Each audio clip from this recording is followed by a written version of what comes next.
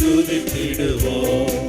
சபையில் தேவன் எழுந்தருள ஒரு மனதோடு தேவனுக்கே அல்லேலூயா கர்த்தருக்கே அல்லேலூயா ராஜனுக்கே அல்லேலூயா தேவனுக்கே அல்லேலூயா கர்த்தருக்கே அல்லேலூயா பரிசுத்தருக்கே அல்லேலூயா ராஜனுக்கே.